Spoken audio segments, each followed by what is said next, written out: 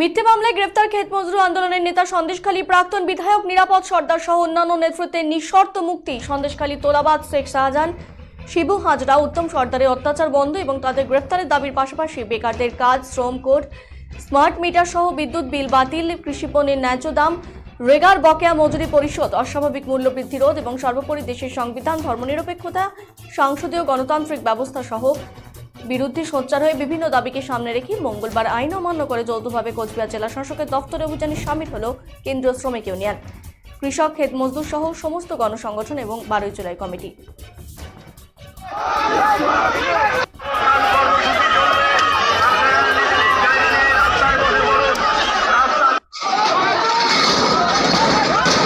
এদিন কোচবিহার শহরের সার্কাস মাঠের সামনে থেকে শ্রমিক, কৃষক, ছাত্র, যুব, মহিলা কর্মচারীদের এক সুবিশাল মিছিল শহরের বিভিন্ন গুরুত্বপূর্ণ রাস্তা পরিক্রমা করে সমবেত হয় জেলা শাসকের দফতরের সামনে।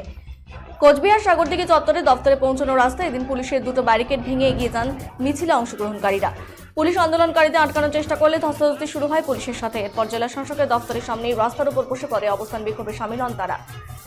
এদিনের এই কর্মসূচির নেতৃত্ব দেন শ্রমিক নেতা জগজ্যোতি দত্ত, প্রবীর পাল, তারিণী রায়, অমিত দত্ত, উদ্বাস্তু আন্দোলনের নেতা মহানন্দ সাহা, কৃষক নেতা তমসের আলী, বিপিন শীল, ছাত্রনেতা প্রণয় কার্জি, যুবনেতা সুধাংশু প্রামাণিক, মহিলা নেত্রী শিবানী পাল, শিখাদিত্য প্রমুখ। এরপরই মিছিলটি শহরের শোণিতপুর রোডের সেন্ট্রাল এক্সাইজ দফতরের সামনে এসে শেষ হয়। এখানেও বিক্ষোভ দেখার মিছিলে অংশগ্রহণকারীরা।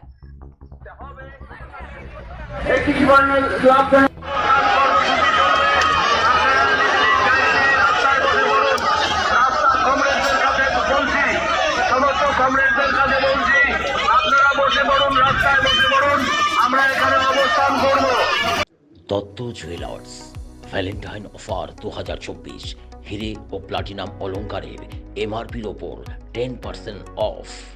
অফার চলবে 5 ফেব্রুয়ারি থেকে 17 ফেব্রুয়ারি 2024। স্বর্ণ শিল্পের শিল্পী Dutta jewellers, BS road, hotel VD building, Coochbehar. Contact 97349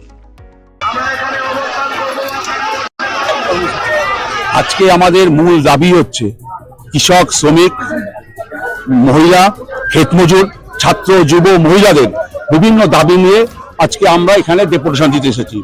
সারা দেশে আগামী 16 তারিখ সারা দেশে এই প্রতিবাদটা হবে। আজকে পশ্চিমবাংলা যেহেতু উচ্চ মাধ্যমিক পরীক্ষা, সেই কারণে আমাদের রাজ্যের সমস্ত গণসংগঠন ট্রেড ইউনিয়নে বসে সিদ্ধান্ত গ্রহণ করেছে যে 13 তারিখে করা হবে আমরা। কিন্তু আশ্চর্যের সাথে লক্ষ্য করলাম আজ কেন্দ্রীয় রাজ্য সরকার নতুন করে সরস্বতী পূজার আগের দিন আবার ছুটি ঘোষণা করে দিলেন। বিগত দিনে দেখিনি। আসলে আমাদের শ্রমিক, কৃষক, সাধারণ মানুষের যে লড়াইটা, সেই লড়াইটা যাদের সফল না হয় তার জন্য চেষ্টা করেছে তারা। আমরা মূল দাবি করি যে এটা শ্রমিকদের ন্যূনতম মজুরি দিতে হবে। আজকে যেভাবে শ্রমকোডের মধ্যে দিয়ে শ্রমিকদের অধিকার কেড়ে নেওয়া হচ্ছে, শ্রমকোডটা বাতিল করতে হবে, স্মার্ট মিটার বাতিল করতে হবে, কৃষকের ফসলের ন্যায্য মূল্য দিতে হবে, সারের উপর ভর্তুকি দিতে হবে। পাশাপাশি আমার দেশের সমস্ত গরিব মানুষের জন্য আজকে বিনামূল্যে রেশনের ব্যবস্থা করতে হবে। মহিলাদের কাজের জায়গায় যেন আজকে মান সম্মান নিয়ে কাজ করতে পারে তার ব্যবস্থা গ্রহণ করতে হবে।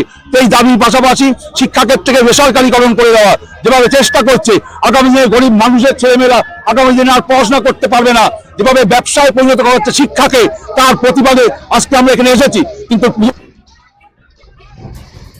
এই বিষয়ে পাল্টা কটাক্ষ করেছেন পার্থপ্রতিম রায়। কি বলছেন তিনি শুনবো।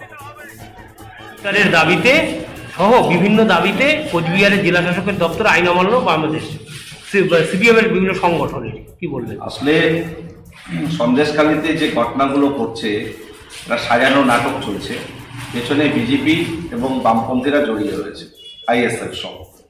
তারা শিখিয়ে পড়িয়ে কিছু মানুষকে সামনে আনছে, কিছু মহিলাদেরকে দিয়ে বলানোর চেষ্টা করছে।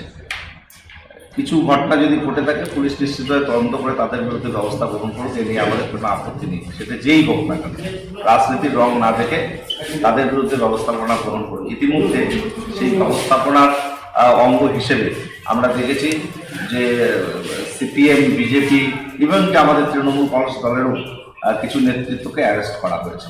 অর্থাৎ যারা এই ধরনের ইনস্টিগেট করছে, পেছন থেকে মোটিভেটেড করানোর চেষ্টা করছে, এটা ল অ্যান্ড অর্ডার সিচুয়েশনকে যারা অন্যরকম পরিস্থিতি করবার চেষ্টা করছে, তাদের বিরুদ্ধে পুলিশ যথাযথ ব্যবস্থা গ্রহণ করেছে। কিন্তু বিজেপি, সিপিএম এবং আইএসএফ মদতপুষ্ট কিছু নেতৃত্ব পেছন থেকে মদত দিয়ে আগুন জ্বালানোর চেষ্টা করছে। এটা অত্যন্ত নিন্দনীয় একটা বিষয় এবং সিপিএম এর